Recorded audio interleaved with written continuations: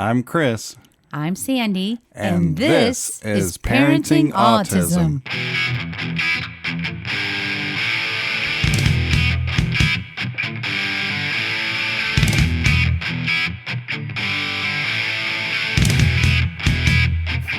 we go.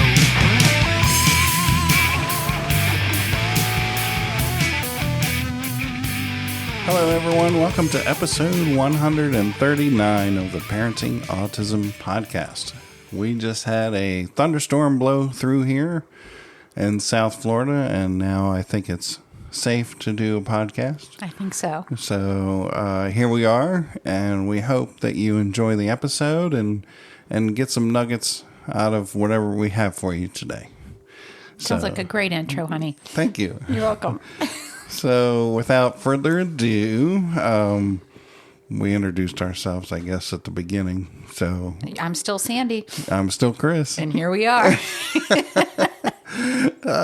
So we made it on here in June. So we I'm did. happy about that. Yeah, wow. Okay. And we've had, a few headlines since we were last on here. So I guess I'll just kind of go down my list and we'll hit them one by one. Yeah. All yeah, right. for sure. So Bryce had just wrapped up Special Olympics basketball on the last episode, and now we have started Special Olympics bowling. Did we say how he did in basketball? Yes, he came on and talked about his medal that he got. Okay. And how he got the silver, and he handled it so gracefully. Good. Yes, and so he's doing bowling this season, and this is his third year doing Special Olympics bowling. And he thought that he might be ready to do it without the ramp. Mm-hmm. And so the first week he did it without the ramp. But in his defense, he had not practiced without using a ramp.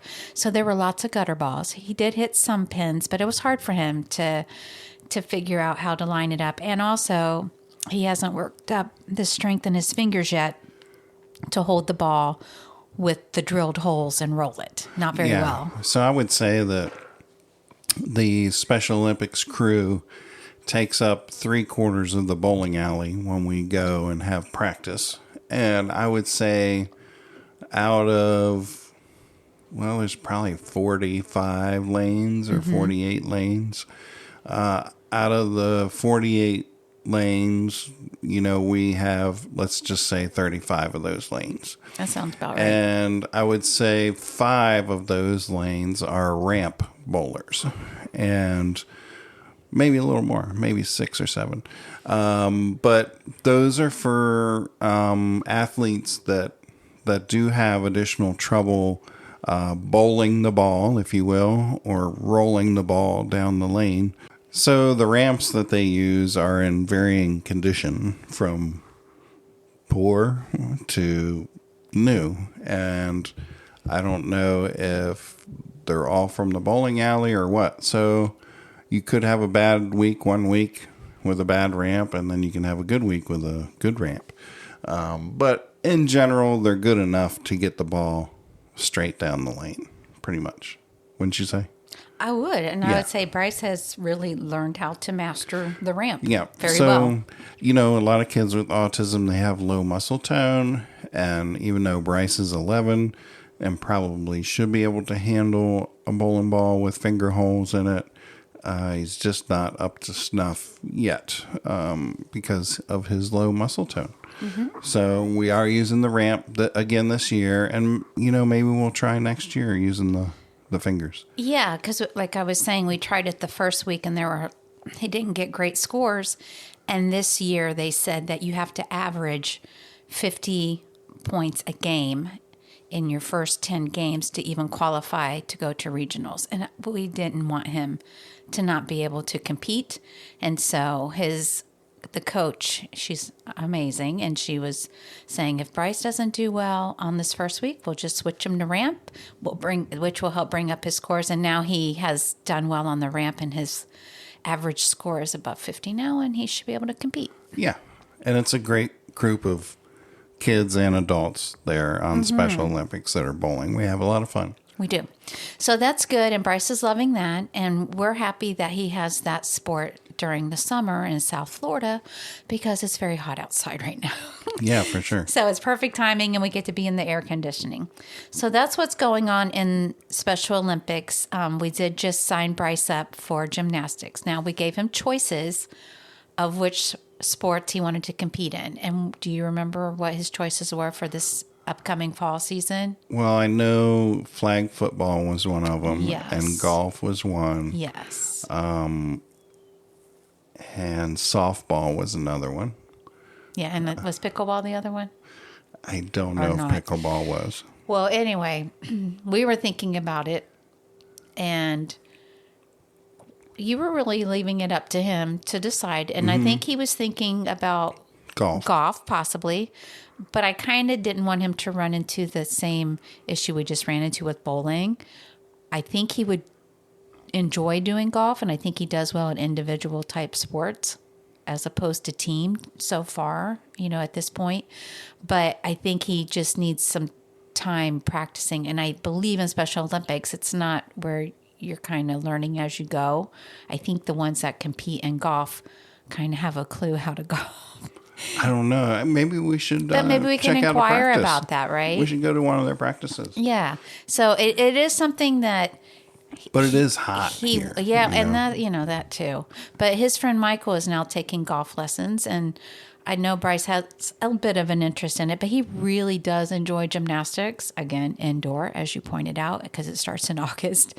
And I think he will really enjoy that. And last season, he only got to participate a couple weeks because we were missing the regionals due to a family wedding out of state.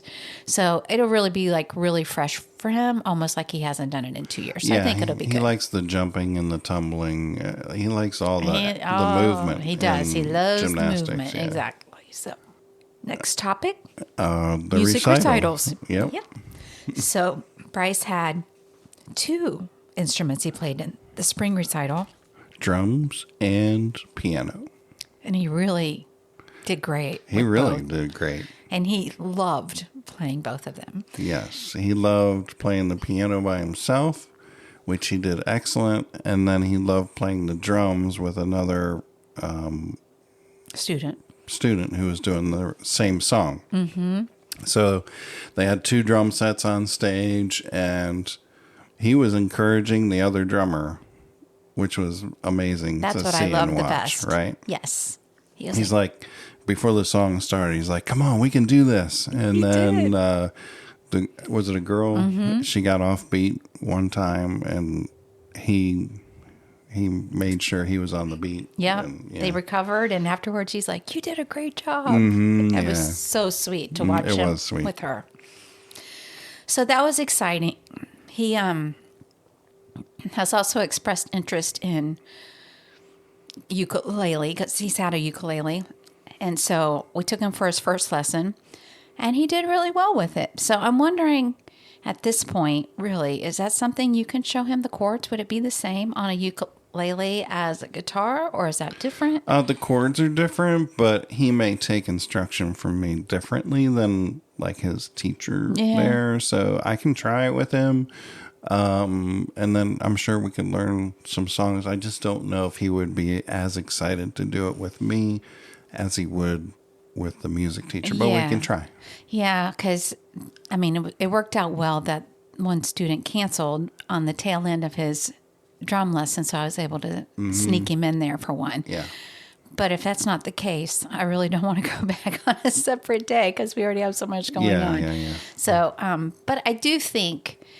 It did hurt his fingers a little bit, he said, on the strings, which is normal. But I do think that he's got the talent for it and the ear for it, and he's going to pick it up quickly. It's just a matter of getting him to do that. But I'm all about music for him and getting him to do more, and I'm really trying to encourage him to take interest in playing at home more. That it's not just when he goes for his... recital or for his practices, his lessons. I want it to be something that he desires to do in his free time. That's really my end goal, and I'm not sure how to make that happen. I find that Bryce enjoys doing lots of different things, which is great, aside from playing video games. Yeah, I think the thing is that if we don't mention it, it doesn't come to mind for him. That's totally it. You know, like even riding his bike or his scooter. And that is my point. Or playing the drums or whatever it is. Painting, whatever. Anything. It just doesn't dawn on him that, hey, this would be fun to do right now. It doesn't. And then when we direct him, and remind him, then he'll get lost in it and he'll do okay with it. Mm-hmm. He'll like it. It just doesn't come to him naturally. And I'm not sure how to change that, but hopefully, repetition, we could do a visual board for him and put it in his room so we can say, hey, check out your board. Anything you want to do on there? We could have it all listed on there. It's not a bad idea. And then, like we were talking about doing a hobby night during the week. Mm-hmm. So we could say, hey, it's hobby night. Why don't you go check your board? Choose which one you would like to do. If there's an activity you want to do. Yeah. Because, again, he needs to keep busy. I get that. He doesn't tend to rest. There's no rest for him. And his brain is just always going. So I know that's why the video games are like his default. Like most people I see now, adults do it with phones, kids do it with tablets, But again, it's not that he won't. It's just a matter of him being reminded and encouraged to do it. And sometimes I have that strength to do that, and sometimes I need my own break. But I would love it that he would start going. My goal really is that he will find some of these other calming activities. Like music to me is calming. Even if he's playing the drums, it's getting a lot of energy out of him, with all the movements. Mm-hmm. The piano, he says that music is calming to him. That's why he enjoys playing. And he likes yoga too. He likes yoga. He likes exercising. When we went to the hotel, he was hopping those machines. I mean, again, he likes doing all of these things. It just has to be presented to him. But at some point, I'm hoping he will begin to mature and gravitate toward doing them without being prompted. Like that's what he desires. You know what I mean? Yeah, like I don't know if that's the way his mind works. We'll have to see. Well, time will tell. Yeah, as it enters puberty and starts to change, I'm going to try to direct it. I don't know if I can, but that I'm going to present all these things, and then we'll see what he goes to. Because, you go through different seasons, and hopefully we can get his seasons to change as well. But anyway, so yeah, music is good, and that all went well, and that's kind of where we're at on that topic. And then right after his recital, literally, we came home, got the suitcases, and we went to the mountains for a week, which was so nice. And Bryce really enjoys being outdoors and in the mountains. He doesn't like insects or bugs, so he kind of has to overcome that dislike for the reward, which he does love to hike with you, and he really enjoys that a lot. So I know you guys got to hike briefly. Yeah, so there was a mountain that I found near the cabin, and we always like some type of reward when we get to the top. So I think the last time there was a fire tower up there, so we got to climb up the fire tower, and it had a great view. We had lunch up there. This time they had the world's largest natural rhododendron garden, and this time of year it would have been in bloom, and there was also amazing views at the top of this mountain. So I knew we had to get to the parking lot early because this particular trail, I was reading up on it, and the parking lot fills up quickly, and we didn't want to be double parked or parked illegally. So we got there early, and I believe in the last hike, I carried all the stuff. So I had a backpack and I had the water and the food and all that stuff. So this time, I gave him his own backpack to carry his own water and his own food. And I had some extra supplies this time, like a backup battery charger in case my phone died. This time I had bear spray, which I didn't take last time because there are black bears up in the mountains there where we were. And so first he puts the backpack on and he's like, "Oh, Daddy, this is heavy." Well, I think he had a liter of water or a liter and a half of water. So the water's pretty heavy. And I said, "That's okay, buddy." I said, "I've got stuff too." And I even think I had him pick up my backpack. And he's like, "Oh, that's heavy, right?" So compared to his, mine was heavier. And so we get our backpacks on, we're going down the trail, and he wasn't, I could tell he wasn't as thrilled this time around about going, because it was like, well, how far is it? How far have we gone? I didn't realize the backpack difference, so that explains a lot. Yeah. So, how much further do we have to go? Yeah, sure. So I said, we're about halfway. We got about halfway.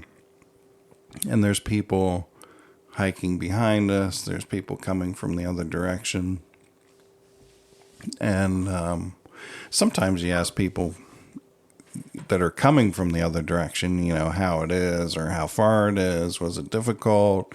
And this one kid was coming down the mountain. I was like, "So did you come from... what was the name of it? Roan Mountain or Roan Knob or whatever it was?" And he's like, "I don't know. Sorry." It's like he didn't know where he came from. I'm like, okay, whatever. So he went on by, and then Bryce, it got more frequent. How much further do we have to go? So that finally he says, "Daddy, I've run out of energy." And we took breaks along the way. He would sit on the rocks or a log or something. And so it got just to a point where he said, "Daddy, I ran out of energy." I said, "That's okay." I said, we can stop. We can grab a snack, that'll give you some energy to get you to the rest of the way. He's like, "No, Daddy, that's not going to work. I'm really out of energy." I said, "Okay, no problem." I said, "We can turn around and go back." And so he's like, "Yeah, I want to go back to the car." I said, "Okay."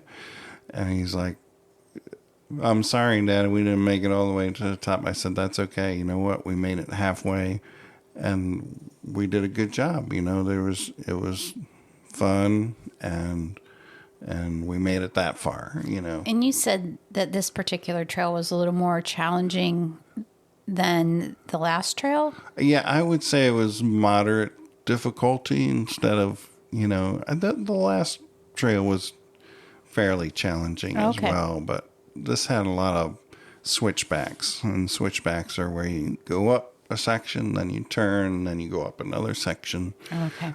So it may have felt steeper to him, and I'm sure it did with his backpack on. Mm-hmm. So I'm sure it was working his muscles pretty well. But it was the experience, and, and we had fun, and that's what it was about. Yeah, and when you guys got back to the cabin, and he was telling me, he might have said, "Oh, we failed, we didn't, make it," but he didn't beat himself up about it, and he didn't dwell on it. Right. And he was able to tell me the few things that he did see that he did remember. Mm-hmm. Yep. So that's good. He didn't tell me about the backpack being heavy, so maybe that was a subconscious thing, and it could have been not that he realized that was why it was taking all his energy. Well, that was good. So we did that, and we visited a couple of little towns that were nearby, and I wanted to do something with you guys, besides lay in the cabin. So we saw that this one town that was nearby was known for gem mining.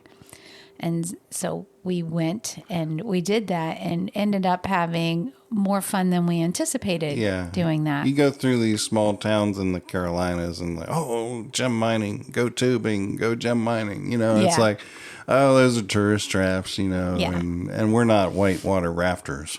So no. I think I would do the lazy river tube. But we did do the gem mining. We did. And so for anybody who hasn't done that, to kind of give you a visual idea, we were given a large, like a 5-gallon paint bucket. Was it 5 gallons? I would say it was or more gallons than 2 that. to 4 gallons. Okay. It was not a big 5-gallon, but it was big. Well, they had options of sizes you could purchase. So we had a large bucket that was filled with dirt, and there were gems that were buried in the dirt. So they gave you, so the three of us sat on this bench, and in front of us was a long trough that had running water in it. Mm-hmm. And so we would take our shovel to shovel the dirt with the gems, put it in the trough to wash off the dirt, and then discover whatever was in your bucket. Yeah. And so we picked a bucket that had a variety of gems. So we really didn't know what we were looking at. And some were obvious. Some you didn't know if it was a gem or if it was just a rock. But for they said, if you're not sure, keep it, because at the end you would take it inside and then someone would help you sift through it, sort through it, and tell you what you got. Mm-hmm. And so we did that, and we found a lot of different gems, different colors, different sizes. All three of us did. It was a lot of fun. I did record some of that, and I posted it on the Parenting Autism Show YouTube channel. But it was fun. And then when we went inside, the lady there sifted through everything, and we found an emerald. And I think that might have been in Bryce's find. And so anyway, you couldn't tell that it was an emerald because it was covered with like a really dark covering, a dark shell. But she said, yeah, it is. And she showed us with a light that you could look through and you could see the green. And so it was my birthday month. And so I had some birthday money that I had received. And I thought getting that... What do they call it that they did, babe? Put it in a setting, polished.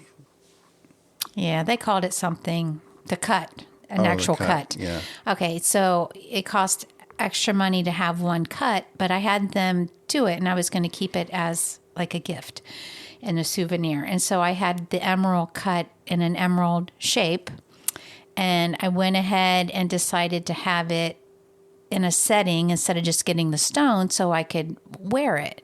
And so I got it, since the price of gold is insane, I got sterling silver, and it still looks really pretty. And so it arrived last week. Mm-hmm. And so I have it now. I'm going to get a chain to wear it. And I was thinking about the gem mining after we went, and we actually did it another day at another place, and it was a little bit of a different experience because there's a little more sand than the dirt, or gravel than dirt. But still, the whole concept, especially with the first time we went, and there was a lot of dirt, and it seemed muddy, and we found that emerald that was dark, and I didn't even know what was inside of it. Like I could have easily tossed that aside and not known that I threw away a precious gem. Mm-hmm. And I was thinking about how that applies to real life. Like so many times we have precious gems that are covered with a dark covering that's blocking the beauty. But if the light shines on it, like the light of the Lord, then you can find the beauty in that situation. And that's what I feel like with the cancer I've been going through. And I feel like that applies with the world of autism as well. That, there can be dark moments, but, God's light is there to shine on our family and on our situations. And it just really shows us that inner beauty. And he can take something and he can cut out all of the darkness and let it turn into something that's beautiful. And that's what I think of now when I look at this necklace that I'm going to be wearing. And then I looked up some scriptures to see what the Bible said about emerald or about jewels. And then I found something that said that emerald is known for renewal. It's the stone of renewal. And I thought, wow, with me just finishing up all That's of all my we needed. chemo, and I feel like I'm in this healing season from that and recovering, that's going to remind me that, God is renewing me every day through this. So anyway, it was pretty neat. It had a lot more meaning to me than just throwing dirt in a trough and, looking at the stones. But something extra cool on that as well is that this is going to be the gift that keeps on giving, because we're getting a rock tumbler and we're going to start smoothing and shining up polishing the gems that we got. And I don't know, maybe we'll do some fun creative things with those. But again, it's something fun that we can do with Bryce, and it all kind of stemmed from this spontaneous thing that we did on vacation. And you and I like that. When we travel, we like experiences and having souvenirs from experiences that we've done. So it's really cool. And Bryce will be able to see those stones when we get them all polished and have them displayed, and remember that trip. Yeah, and I think one thing that we learned is that the town that we were in near Boone, North Carolina, was known for their gem mining at one time. Like, those mountains there had a lot of these gems in them, and crystals, or whatever you want to call them. And since then, the gem mines have been closed down, but they still have the experience because they import the gems now from other countries. And so these buckets of gems and dirt are most likely from, do you remember where it was? Yeah, they were from Africa. South America and Africa. Yeah, South America and Africa. So you still have the same experience. It's just not local. Yeah. Not most likely local gems. Definitely not the ones that we did. Not. But that was still good to know all of that. It was very educational. Bryce really enjoyed it. He did. So it was really fun. He liked digging through the bucket, finding the big chunks. Well, that's before what he was put it on the doing. screen. Exactly. He was sneaking out the big chunks out of the bucket. He was. And then we'd be like, hey, you got to save some of those for us. Okay, so another experience we can talk about that you recently did with Bryce, or we both did, was at FP&L. So kind of talk about how that. Yeah, so Bryce has been playing this game on Roblox about nuclear reactors. And you're basically in charge of this control room to make sure nothing goes wrong with the reactor, or if something does go wrong, then you fix it. So, as we always do, we try to play off of Bryce's interests. And so I said, hey, why don't you reach out to your brother, because they're pretty well connected in our community, and see if they know anybody over at the power plant. Because we have a power plant a stone's throw from where we live. And they used to have this thing called the Energy Encounter. And I called them a couple of years ago, but it had shut down since COVID, and they never reopened it. A lot of the stations were in derelict condition, I guess you could say, or just not operating. And so, but it's a large setup there, so a lot of the stuff still was working. And so that's what I thought we were going to be able to do, was go in there and go to all the little stations and learn about nuclear power. So your brother hooked us up with somebody to get us into that energy encounter. So I said, hey, I know it's last minute, but why don't you see if Michael can go? And he was able to go because school's out. And was it on a Saturday or Friday? It was on a Friday. Yeah. So so I thought, well, this, let's do it because Bryce is interested in it right now, and this would be good for him. And so they were super excited. We didn't know what to expect when we got there. We didn't know where we were going. We didn't know who we were meeting. We didn't know who we were meeting. We just were told to go there and ask for somebody. That was we did. it, exactly. So this totally awesome guy, do you remember his name? Was it Brian? Brian. Brad. I think Brad. Hope he's not listening. I think it is Brad. I think it was Brad. And he used to be in the Navy, and so that's how he got a job at the power plant. Yeah, they hire a lot of people from the military that were in the nuclear programs. So he started talking to Bryce, and within 2 minutes, he's like, how's this kid know so much about nuclear power? Like, he was looking at us like the weird look, like, this is not normal. How does he know these words? And Bryce was telling him about BWR, the boiling water reactor. And so we told him, he's on this video game and he's in charge of this control room. And Bryce is like, yeah, where's the control room? And asking all these questions. And the guy was like, well, we don't have a BWR here. We have another.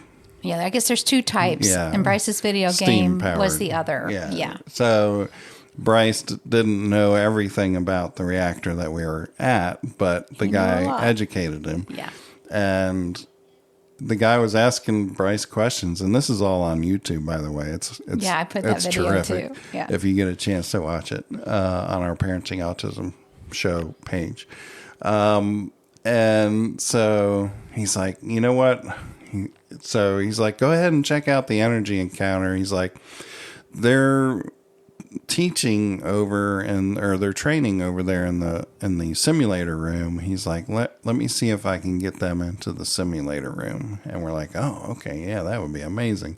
And Bryce didn't hear that. No, he didn't. And I was like, this is like Christmas for him. So him and Michael were going all over the energy encounter and doing all the demonstrations. Which was very hands-on, and that was cool too. Very hands-on, and they were learning a lot.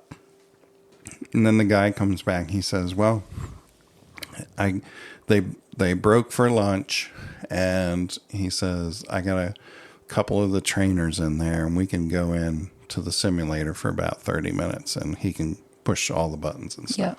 So we went in there, and the guy told him, he's like, this is an exact replica of the real reactor room, or the control room for reactor number 2 or whatever it was. And so Bryce and Michael were in awe. And so they asked him, do you want to trip the turbine? Do you want to break the turbine? He's like, oh no, that would be bad. And I don't want to do that. And then the guy's like, no, it's a simulator. You can do that. Nothing will happen. Nothing bad will happen. No, nothing bad will happen.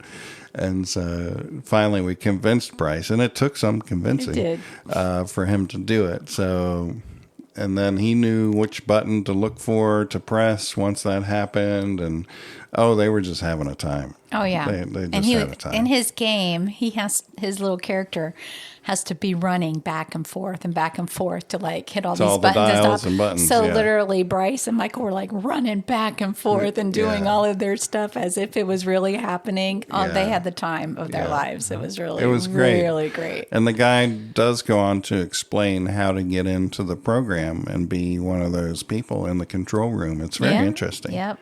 Yeah. We've added this to Bryce's list of possible job opportunities as he gets older, and we'll see where his interests lie as time goes on. I love doing these things with him. Just, what an amazing experience. I never would have had that. And he's like, Brad's like, I've never had an 11-year-old ask me a question about, he's like, not even my own kids. Yeah, not even. Yeah. And I work here. Yeah.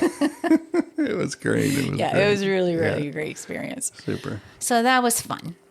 So those are the fun things we've been up to. I think the last thing, we just got home today. We took Michael for a belated birthday celebration, and I was going to share one thing from that. So the boys love elevators, and if you've listened to us for any length of time, you know that. And so they're happy to just go to a hotel and and do elevator tours and hotel tours, which we did, and I'm posting it now.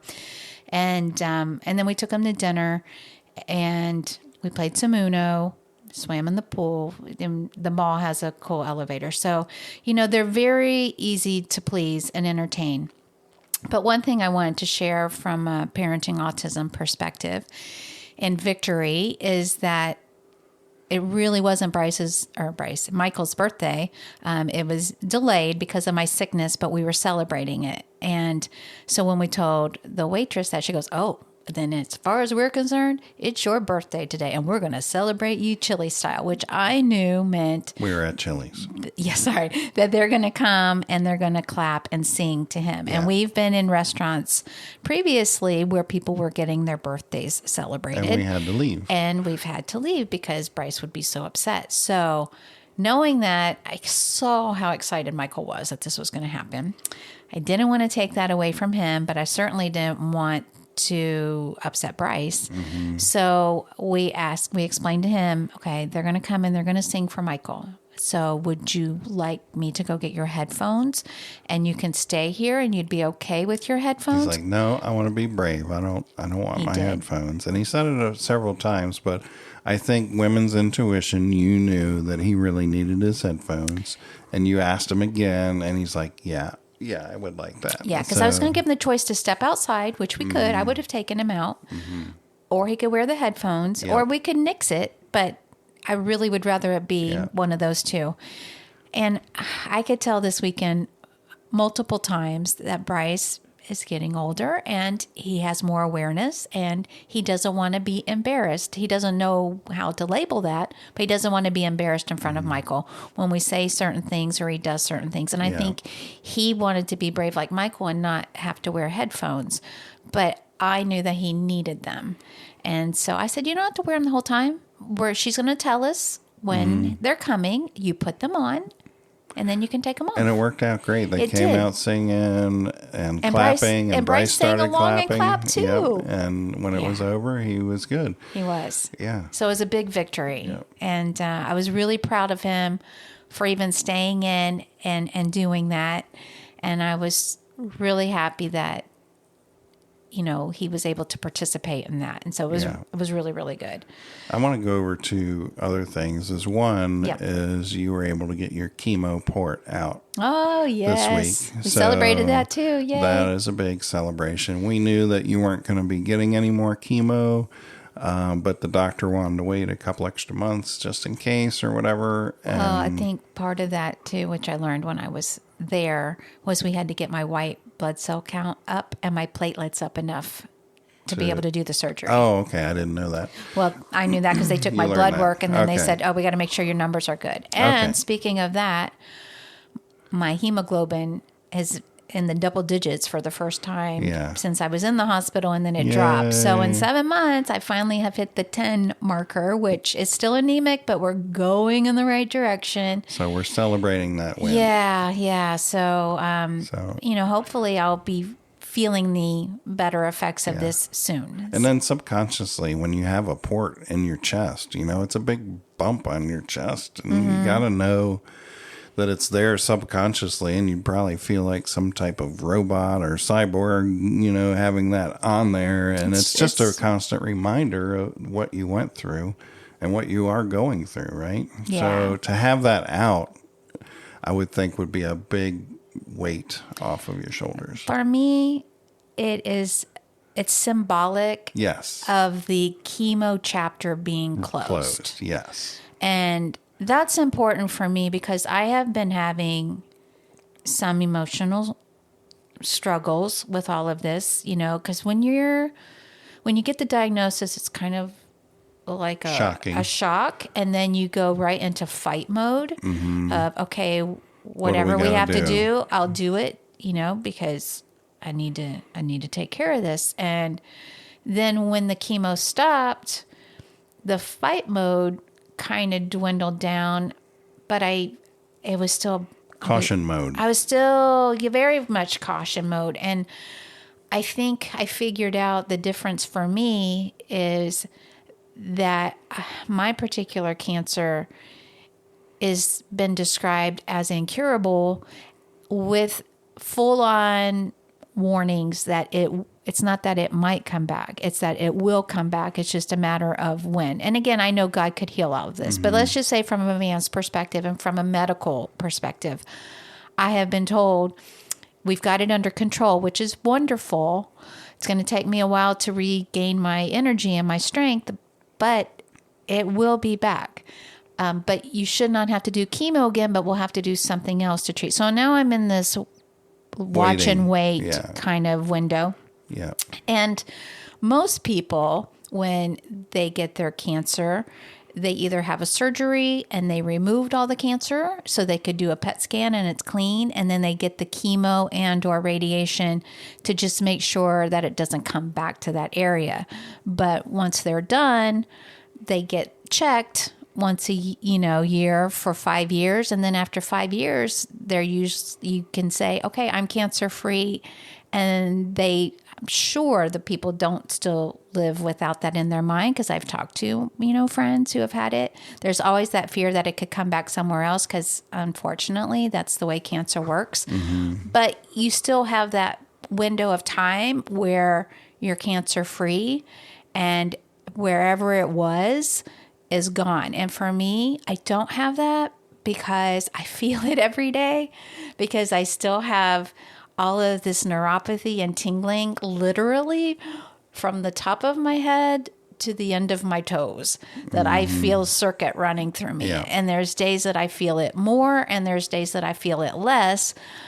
Nonetheless, I'm very aware of it. But I do feel like getting the port out, that was one victory I got to have, that yes, I can close a chapter on that particular season. Yep. And now our prayer is that you can be, I don't know, air quotes, cancer free for a long period of time. Cancer controlled for a long period of time without having another intervention. And that your nerves can heal and that tingling can go away. Now, God can do anything, yes, right? He can. So those are our two prayers, is that we can have a significant length of time, if not forever, that this cancer is controlled and that her neuropathy heals. So that's where we're at on that. That is it. And I'm really claiming and believing, because I do believe that your mindset and all of this has a lot to do with it. A lot to do with it. Yeah. And I'm really claiming and believing that next year, 2026, is going to be my year that I'm going to just have some energy and be able to live it to the fullest in a way that I haven't been able to do in really, really long time. I think we both feel that excitement. Like it's going to be there's some year. light and there that's like, okay, I think that's going to be it. I'm still recovering, believe me. This year is our 20th anniversary. Yeah. And we really haven't been able to schedule anything or schedule any type of travel or anything to celebrate it. So maybe next year we'll celebrate 21, right? I think we will. So we'll celebrate a lot. That's awesome. And then there's one other thing I wanted to mention. Yeah, go ahead, and then I got one more thing, and then we can wrap. Did you want to say anything else about the cancer? No, I do know that there's been a lot of people who have been praying for me. Yes. So I really want to give a sincere thank you for that. And while I know not everybody understands and believes the power of prayer, for me, I know it to be real. I feel it to be real. And without it, I wouldn't be on here talking to everybody like I am today. So for those who are praying for me, I thank you so much. And I really do need continued prayers. So when you think about us, just pray for our family. That would be wonderful. Yes. Thank you. Thank you. Thank you. The other thing I wanted to mention was Bryce's cognitive behavior therapy. That was my other thing. Okay, good. Yeah. So we'll wrap on that. So that is something we've started within the past few weeks. Yeah, we had mentioned on the last podcast that I was trying to arrange it. Yeah. And so we finally got to start it when we got back from North Carolina. So he has had 2 sessions. And we didn't realize how impactful it would be for him, because before we had ABA and we're like, hey, he's got these SIBs, self-injurious behaviors, and we don't know what to do. And they're like, oh, well, we don't really deal with that. You're gonna More have to psychology. get, They yeah, tried, you're gonna have to but get a psychologist yeah. or something. And we looked, and we looked, and we looked, and I don't know how it came about, but we figured out that it was cognitive behavior therapy that we should try. We were, because he started having more anxiety. And Yeah. then I learned that cognitive helps with anxiety. Yeah. So he's had a couple of sessions, and the lady actually missed 1 week. And Bryce was really concerned because he wanted to go see her to tell her his anxiety. About his worries. Yeah. And so we knew at that time how important it was for him. And so he really looks forward to those appointments, and I feel like he unloads on her all of his worries, and he feels better after talking to her, and I had no idea that it would be that impactful for him, but Especially it has. so soon. So I'm going to describe a little bit of it, because there may be other parents that this may be the right fit for their child as well. And this is our experience. I don't know if it'll be the same for anybody else. We have to always make that disclaimer on this podcast. But I'm going to get some water. And I'm thinking even for adults, cognitive behavior therapy may be beneficial as well. So again, we really looked into this because Bryce has been worrying about several things, and we knew he was worrying about me with my health. He still has struggles around crying babies and toddlers when we're out in public. And, that it gets to him so quickly that he can't respond in a healthy way. And then he also worries about other things like sleeping in his room by himself at night, if one of us isn't there with him. So we met with the lady the first time, and we were there about an hour, and it was kind of like an intake session. So I answered a lot of questions for her. So after the intake, we set up our first session, and the first one was an hour. It was still, she's getting to know him, and I sit in on these sessions as well, but I kind of sit to the back so that she and Bryce are face to face, and she brought out Jenga blocks. So they were setting up the Jenga game, having conversation, and then they play the Jenga game together. And she did that on the second week as well. And I think for Bryce, he was expecting it because now he pairs her with Jenga. So that's fine. And so the first time we did talk a little bit about his self-injurious behaviors. And we also talked about the issues that he has around the screaming kids and toddlers. And so what she told him was that you need to love yourself. And, that sounds so simple, because Chris and I could tell him that all day long. But for him to sit there and have this lady who we have told him she's the one that's going to be able to help you, because he keeps saying, I need help, Mommy, please help me with this. Okay, she's the one that's going to help you. So he trusts that she's going to be able to help him. And so she said, you need to love yourself. You don't hurt yourself. God made you to, and he doesn't want you to hurt yourself. She used God, which she is a Christian, and I appreciate that. So she has my full permission. And she said, I want you to do this now. I want you to hug yourself. And he was upset, okay, because he had already gotten upset because when I talk about anything from the past, it takes him back to that spot as if it just happened. And all his emotions and feelings and fears and anger and everything is fresh again, like as if it happened 5 minutes ago. So he was working through that. But I had to share some stuff with her because she needed to know why we were there.